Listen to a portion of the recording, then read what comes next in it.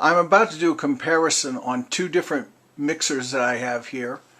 On the left of your screen is my older Mackie board, the 1402 VLS Pro, and on the right side is the newer Behringer board, the Xenyx X1222USB.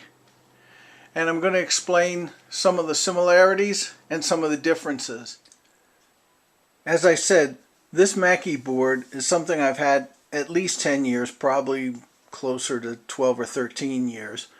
But it's the 1402 VLZ Pro. As you can see, there are 6 mic input channels, and the last 4 channels over here are high impedance stereo input channels, so they have the left and rights up here for anything like that. And you can always just put something in the first input and it becomes a mono channel, so that works good too. Now, this was a really good board and I used it for a lot of years. It was in a rack until recently, and it did everything I needed to do. I probably, over a 10-year period, probably did 400 or 500 jobs with it, and it always worked. I never had any problem with it. So you say, well, why would you stop using it?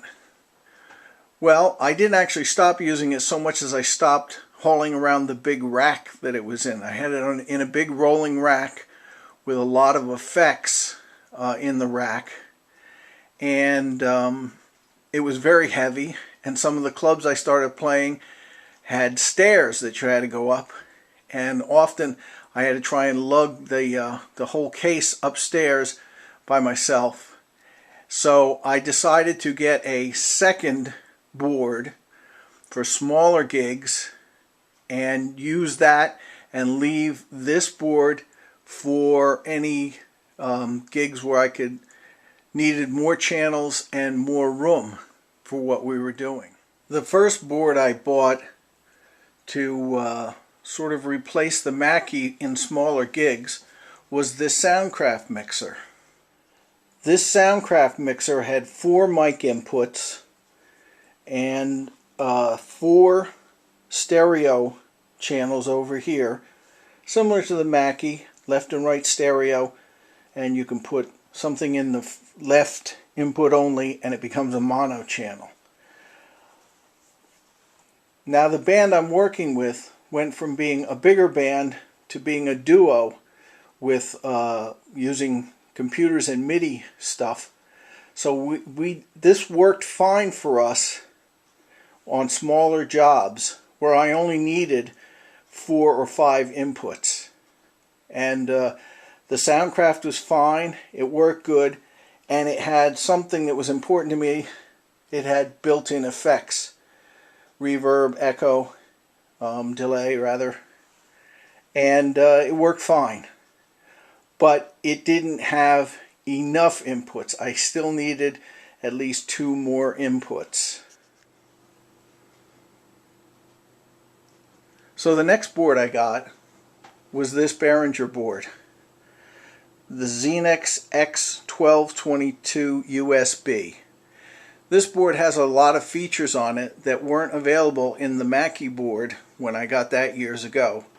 For instance, this board has an EQ that you can use on either the mains or the monitors, and it also has a feature in the EQ where you push a button and it will identify any feedback and show you what range the feedback is in. The EQ will light wherever the feedback is happening, and you can adjust from there. This also has built-in effects that the Mackie didn't have, and you get 16 basic effects, and some of them are multi-effects, reverb and delay, for instance. And not only are they in there as standard, but you can change the effect and then edit it, and then push the button and it will save the effect that you just edited. Now, one thing is, it won't create a new number for the effect. It'll edit the effect that you are using and it will memorize the new setting. But that's not really a problem, because if you ever want to go back to the original setting, you can just reset the whole effects here and it will go back to the factory setup. Now this board, as you can see, has 6 mic inputs, and they're all phantom powered, 48 volt. And the first 4 channels of this mixer has its own compressors, 4 individual compressors. Now, it's a 1-knob compressor. You are just basically setting the level of compression with 1 knob. And I've seen some people comment that you really need a gate on the compressor to make it work right. Well, that would have been lovely if they put a gate on there, but they didn't, and I don't really find it to be a problem. I don't crank up the compression to begin with. I use it as at a lower level. This has a low cut filter for every one of the mic channels, and then 3-band EQ, and then you have your auxiliary send, which can be used for monitors, which is what I use it for, or another effect if you want. And it has an effects send and return, well, a send. And you can either use the internal effects, or if you don't particularly like them, you can use the in and out of this effects channel to use something else that you might have. Every channel has a mute switch on it, but one of the nice things is, over here with this red button here, you can mute all the channels just by pushing this button. So let's say you've got this all set up to exactly where you want it during the night, and all the mics are on, and you're going to take a break. You don't have to mute each channel or change anything. You just push this button. It mutes all the mic channels. It mutes all the channels. And over here where you have the standalone 2-track input for, let's say, running some music through the system, this is still active. So you're muting all these channels, and this channel is still active. So you can, if you're going to go play some music off an MP3 player or something while you're on break, this can stay on. All right. And now, as far as effects go, there's an effects send here. The effects send's rather up here. This is effects return. Okay, and this will set the master output of the effects, what's going out to the main system. And then above it, up here, is another knob to send as much of the effects you want to the monitor send. So it will drop it over into the monitor section. So you can put the same effects on your monitors or no effects on your monitors. The monitor output is here. This is the main monitor output. And, I said that wrong. This is the main effects knob. This is the one that decides how much that goes into your main system. And this one over here decides how much effects go into your monitor system. And here's the monitor button here. Over here you have a headphone. There's a little headphone amp in here that you can use here. All these up here are pretty standard. In fact, comparing it to the Mackie, you can see how they cloned a lot of the stuff on the Mackie. And it's right. This especially is so close to what the Mackie board has. Two of the features on this board that I don't use, because I have no use for them. One of them here is called the XPQ to main, and it's a surround sound kind of thing. Now, as I say, I don't use it, so I don't mix in stereo when I play clubs. So the idea of having some kind of surround sound control doesn't do anything for me. Also in here, there is a button here somewhere that allows you to do, here it is, voice canceller. And what that is, it's like the old Thompson vocal eliminator, which will take a signal and anything that's common to the left and right channels of a recording, it'll sort of attenuate them, bring them down. And usually what's in the middle of any recording and is common to both left and right channels, it's the vocal. So it's sort of a vocal eliminator.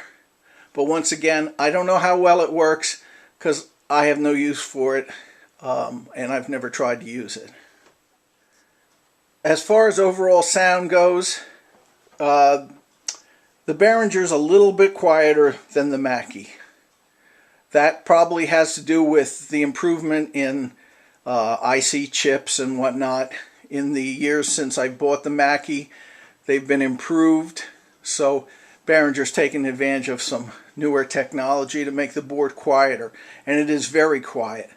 When I hook it up and I go over to the PA speaker and listen to it, I don't hear any hiss or hum or anything, and I always have to get my partner to talk into the microphone just to make sure that it's even on.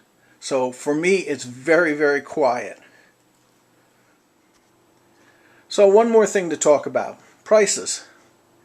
Now, the Behringer board and the Mackie board, you can see how similar in layout and everything they are. They're really, it's obvious that the Behringer is a clone of, if not this Mackie board, one very similar to it. As I said, I bought this about 10 years ago, and I'm sure I've played, I would say, more than 400 jobs with it, easily. And I paid about $400 to maybe $450 for this board when I first bought it. And it's worked out fine. This Soundcraft mixer was very inexpensive. It was worth just taking a chance on, and I used it. I've used it on a number of jobs, so it paid for itself very quickly. The only problem really with it is these 4 stereo channels have just volume, pan, and effect send. There's no pad for the channel, so you can't adjust the incoming signal, and there's no EQ. So it is what it is, but the reverbs and the delays in it are pretty nice, and for $130, what do you want? This Behringer board was $229.99 at Musician's Friend. I've had it 7 months now, and I just got out my book and counted. We've played 32 jobs in the past 7 months using this board. I've never had a problem with it. It still works fine. You'll hear a lot of stories about Behringer products. People will say they're cheaply made, they fall apart, they don't work. All I can tell you is I've been using some Behringer products for a lot of years, and I have not had a problem with any of them. But that's been my experience. So it's up to you to decide.